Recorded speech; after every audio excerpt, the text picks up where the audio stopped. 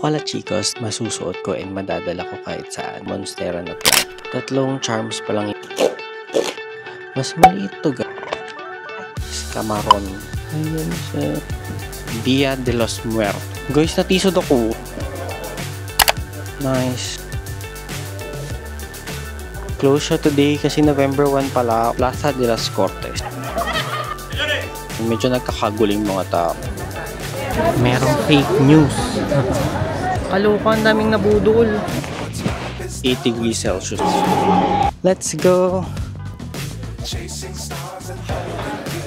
Tapos nagsisisikan na yung mga tao.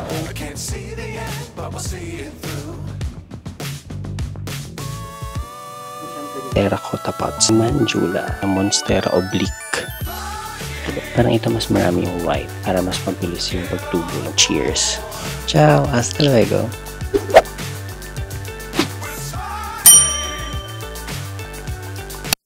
Hola chicos! Today is a Tuesday, October 28 and share ko lang sa inyo yung in-order ko online na Pandora charm. So kung napanood nyo yung vlog ko, pinakita ko yung charm na nabili ko dito sa Pandora Preciados kasi nag-start ako mag-collect ng mga Pandora charm. So plano ko, every travels namin, bibili ako ng charm dun sa place na yun. Parang yun na yung remembrance ko since medyo nakakataman na din mag-collect ng fridge magnet. Pero okay lang din naman.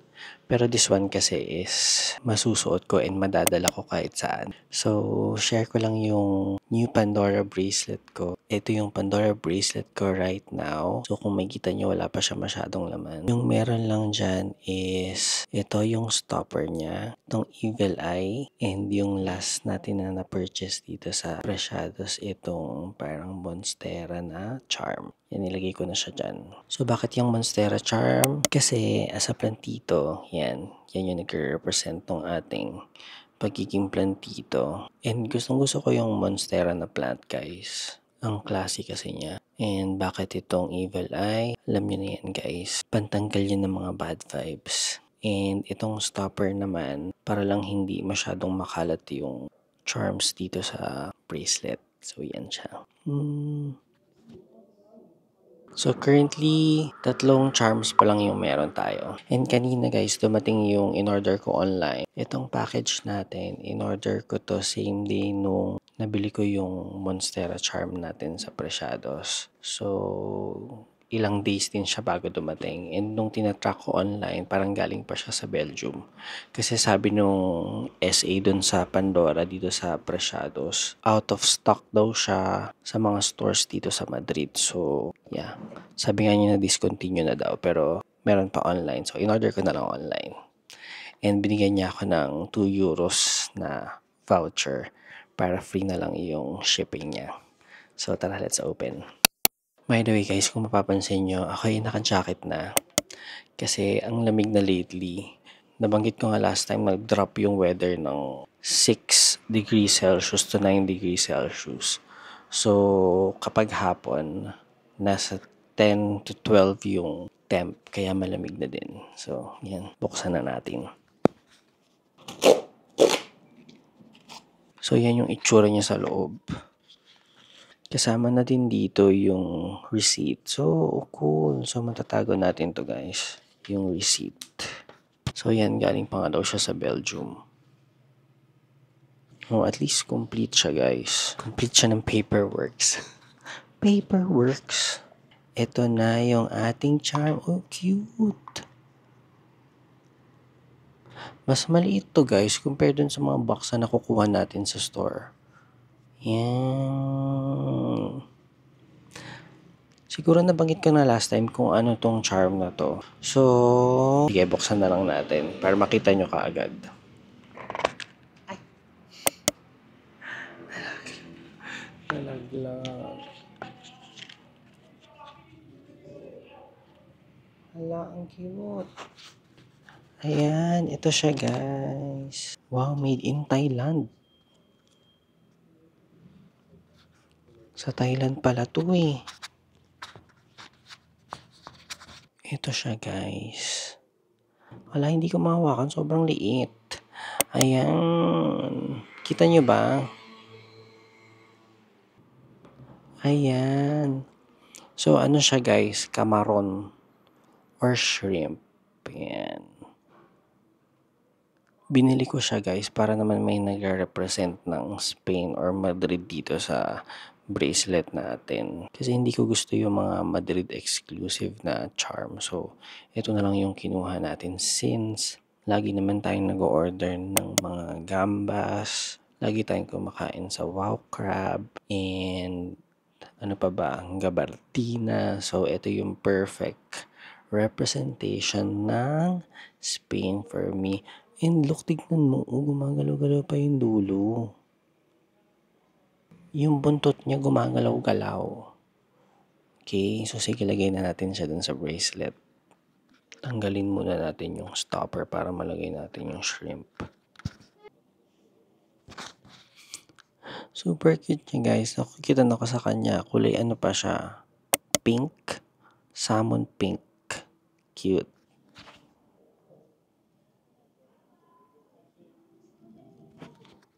Ayan siya. Ang cute.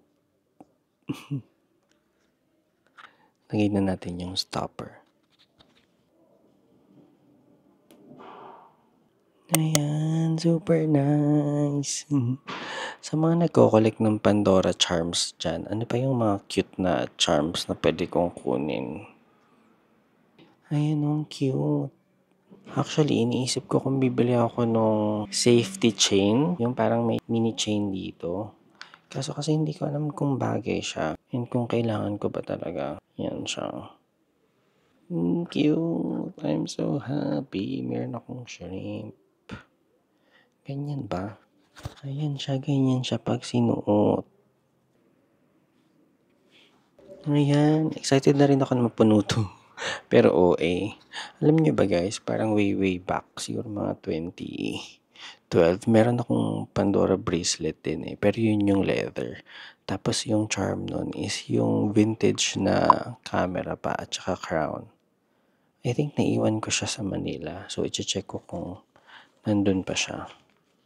Para madagdag natin dito. Gusto ko rin kasi yung crown na charm. So, hindi na muna ako siguro bibili nun. Try natin kung nandun pa. Pero baka iba na yung kulay niya. Ayun, yun lang. Yun lang guys. Ano pa bang mga content yung gusto nyo? Tabi natin tong box na to. Ay hindi, wag na, kahit yung receipt na lang. Tabi natin yung receipt. And yun lang guys. Ciao.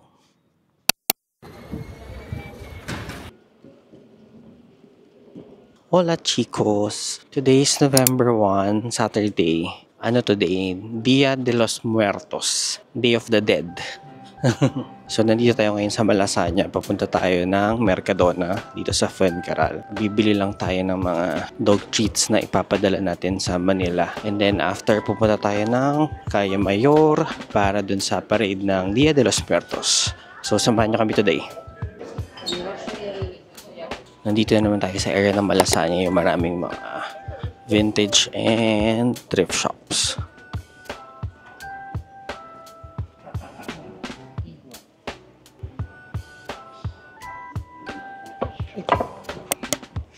Isip ako! My God! Guys, natisod ako. Muntik na akong dumausdos. Sige, video pa more. Ayan, yung abangasan ni mukha.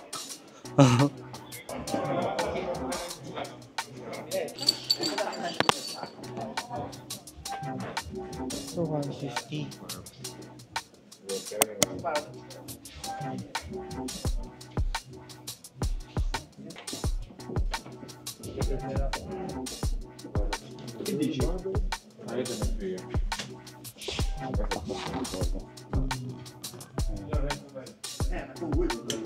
Ang dami sila guys, mga Lacoste, Polo, Champion.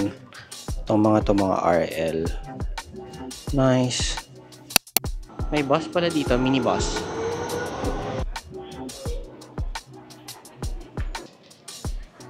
So, sabi ko,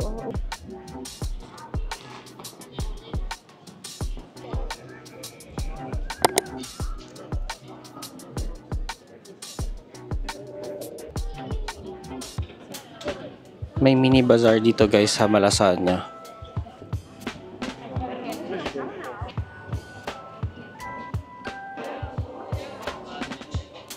Yan guys, dito maraming mga cafe tsaka restaurant din. Tabi-tabi sila, pati mga bar. Hala, sarado yung Mercadona, November 1 pala kasi. Hala, oo nga pala, sarado yung Mercadona. Close siya today kasi November 1 pala, oo nga. Usually guys, yung Mercadona, sarado lang talaga siya pag Sunday. So, since November 1 ngayon, ayun, close siya. So, I guess yung ibang mga supermerkado din sarado, pero check na rin natin.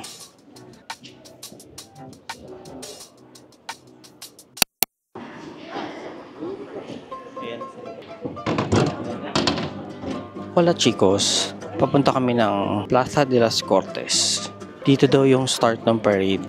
So, yung dadaanan niya is Plaza de las Cortes, Calle Jeronimo, tapos papuntang Calle Mayor, then Plaza Mayor.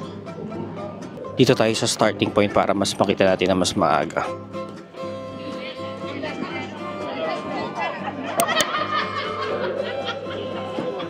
Yan, dito siya. Feeling namin dito siya dadaan.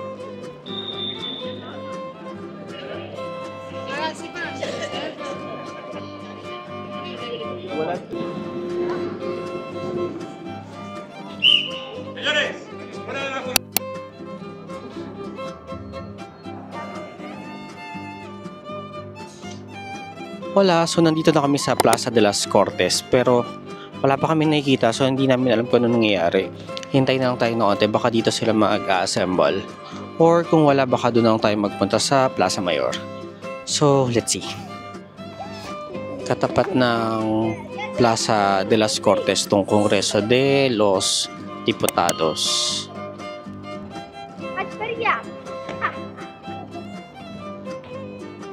Tapos ang weird guys, dun sa area na yun, medyo nagkakagulo yung mga tao. Ang daming mga police, pinapaalis sila yung mga tao. So, I don't know.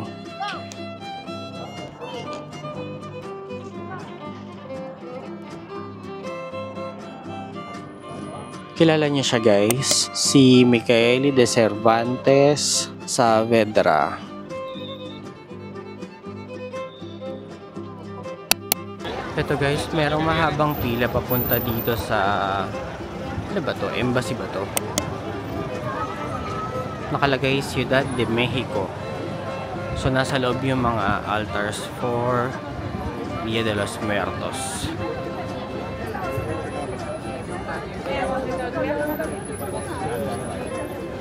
Merong fake news.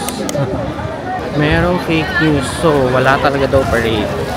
Sabi ng mga polisiya. Pero super daming tao dito. Grabe yung nag-post nun sa TikTok ha. Dami niyong nabudol. But yeah.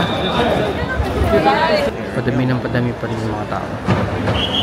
So ang gagawin natin ay bibili na lang tayo ng cocoa milk tea at uuwi. Kaloka, ang daming nabudol. Ayan pa sila. Pupunta pa sila dun. Anywho. Vamos. Hola chicos, today is a Friday, November 7 and pupunta tayo ngayon dun sa plant bazaar ng Plantes Portus dun sa Espacio 23. So, samahan niyo ako. Ang lamig today guys, nasa 8 degrees Celsius. So, hindi tayo nagpanggap. Nagpa-fur jacket na tayo today. By the way, dito tayo sasakay sa Plaza de España. Tapos bababa tayo sa Gregorio Marañon. Tingnan natin kung may mga mabili tayong plants today.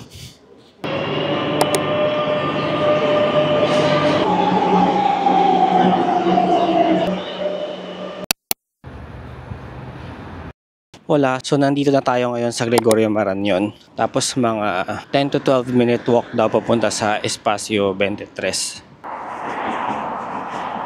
Mi-meet ko din pala doon guys yung isang friend na na-meet ko dito sa Madrid na isa ring certified plantita si Pat. So ayan, magpa-plant shopping kami today.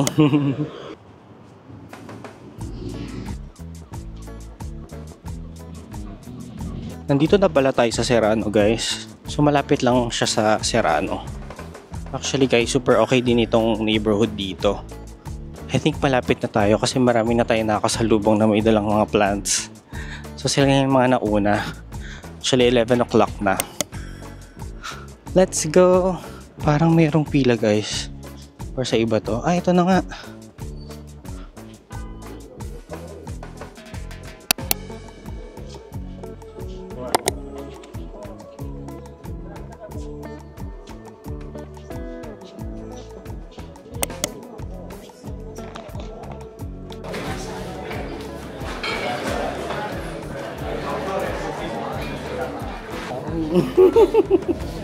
Tapos nagsisisikan na yung mga tao.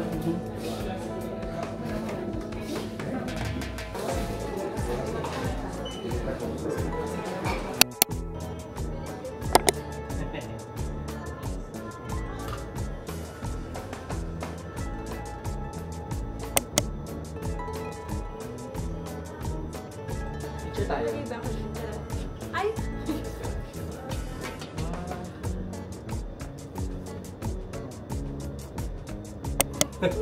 Para ano siya. Nag-aalaga ka din ako. Hindi ako marunong. Namatay. Hi guys. So, nandito kami ngayon sa Verdecora. Tumitingin kami ng pots. Pero dun sa Plantes Portus, marami kami nabiling plants. Ito.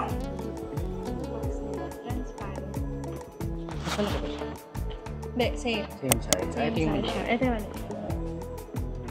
Actually, sa ano, kung may malapit na El Corte sa inyo, yung mga pots din doon minsan mura. Parang ganito. Hindi, niisip ko kung isasabit ko siya. Baka dapat yung kagaya na lang.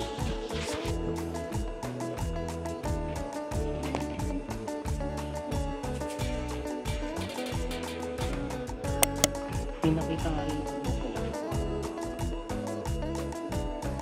Ang ganda ng kulay mo. Ano yun? Ito nga din cute eh oh. Tawag dyan. Calathea. Na kulay pink. Parang fake. Ang pinig. Ninrowing lang. Parang sinulat lang yung mga pink.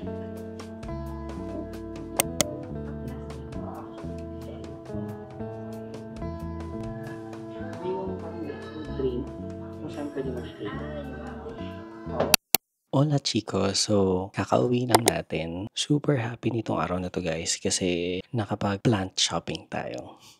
So this morning nagpunta tayo dun sa Plum Portus. So yun yung parang plant bazaar dito sa Madrid. I think yung mga plants na to parang yung iba galing pa ng France. Mura din yung mga plants na binibenta nila doon. Actually guys, nagpunta na sila dito last September pero hindi tayo talaga nakapunta doon kasi super haba nung pila. Kahit na meron tayong reservation. So this time, minake sure ko na makapunta tayo doon sa first day at saka doon sa first hour nung store opening nila. So ngayon pakita ko lang yung mga nabili nating plants. So very quick haul siya. By the way guys, quick kwento lang. So, ano oras na ba? Magpa 4 PM na. So, nakauwi tayo around mga quarter to 4 PM kasi medyo madami tayong pinuntahan today kasama si Patrice. And nag-start tayo dun sa Plon Portus na Plant Bazaar. And then nag-lunch kami sa Honest Greens dun sa Serrano. Walking distance lang yun dun sa events place sa Espacio 23. After lunch, meron kaming pinuntahan na Bazar Chino para makabili ng mga pots. So, nakabili ako ng pots doon. Ito. Yan. So, yan yung mga terracotta pots natin. So, bumili ako ng maliit. This one is 1 point something. And itong medyo mas malaki, 1.95. So, dito natin ililipat yung mga nabili nating bagong plants. And then, after that one, nagpunta rin kami sa Verdecora sa Goya para i-check yung mga ibang pots nila doon. And doon nakabili si Patrice ng mga pots. Anyway, share ko na ang ating plant haul. I'm so happy guys kasi yung karamihan dito sobrang tagal ko nang hinahanap. And buti na lang nandun siya. So, sulit yung register tsaka yung punta natin. Okay? So, umpisahan natin dito guys. This is a Manjula. Yan. Yung Manjula guys, nabili natin for 8.49 euros. I'm so happy guys kasi meron ako nito sa Philippines and sobrang ganda ng tubo nitong Manjula. Trailing din to, para siyang yung Enjoy Photos pero mas malalaki yung leaves niya tsaka mas marami yung white. So yan, excited na ako na ilagay siya dito sa ating mga hanging pots. Ganda no? Look at that. Kinuha ko yung medyo maraming white. So, sana mapalago natin siya na madami. Next naman is ito. First time ko makakita nito guys in person. Kaya super natuwa ako. Meron ako sa Philippines before yung Monstera adansonii or parang Swiss cheese. Pero yan, mas malalaki yung mga leaves. This time naman ito, Monstera. I think ang tawag sa kanya Monstera oblique. Yun ang nice. So, medyo malago na rin siya. This one nabili natin for 9.99 euros. So, ang kaibahan niya dun sa Swiss cheese, guys. Ito parang mas malalaki yung mga butas niya. Parang mas kulubot yung mga leaves. Ano? Sana mapalago natin siya. Super cute. Ganda, di ba? Plano ko siya ilagay dito sa pot na to. Ito ba yung patong? So, lilipat ko na lang siya dito. Actually guys, medyo nagpigil ako sa pagbibili ng halaman. Kasi super dami doon na begonia, monstera, mga alocasia. Pero kasi wala na akong space dito sa bahay. And yung gusto natin is yung mga trailing. So yun yung mga pinagbibili natin today. And ito, yung last na nabili natin is ito. Tadaan! Monstera din siya guys, and mukha rin siyang Swiss cheese pero variegated siya. Yan. So ito parang mga cuttings lang siya guys, pero kung makikita mo ilalim, meron na siyang mga roots. Yan o. So buhay na siya. Nice no? Ito naman, 4.99 euros. So medyo mahal siya guys, pero kung makikita nyo online yung mga nagbibenta na medyo lush, as in sobrang mahal niya. So plano natin paramihin ito. Yan. So, hindi lang isa yung binili natin, dalawa yung binili natin na ganito. Ito yung isa guys, yan. Parang ito mas marami yung white. So, ang plan natin is pagsamahin silang dalawa sa isang pot para mas mabilis yung pagtubo nila. Exciting. And syempre, bago tayo umuwi, napadaan tayo sa Calao, bumili tayo ng milk tea. Coco, cheers. Super na-enjoy ko tong araw na to guys, and ang saya makamit ng someone dito sa lugar na pinaglipatan namin na same yung hilig namin. So baka yung next na punta namin is yung Tablas. So parang ganun. Excited na rin ako na i-repot tong mga plants na to guys. Yay! Pero I think kailangan kong bumili ng isa pang pot para dito sa Manjula. Yan o. But yeah, yun guys. Hindi na ako masyado nakapag-video dun sa mismong venue ng Plant Bazaar dun sa Espacio 23 kasi ang daming tao. Siksikan din. And super na busy ako kakatingin ng mga plants. So sorry naman. Anyway, super na-enjoy ko tong araw na ito. Salamat sa pagsama today. And ayun, see you on the next one. I-repot ko lang tong mga plants ko. Okay? So, ciao. Hasta luego.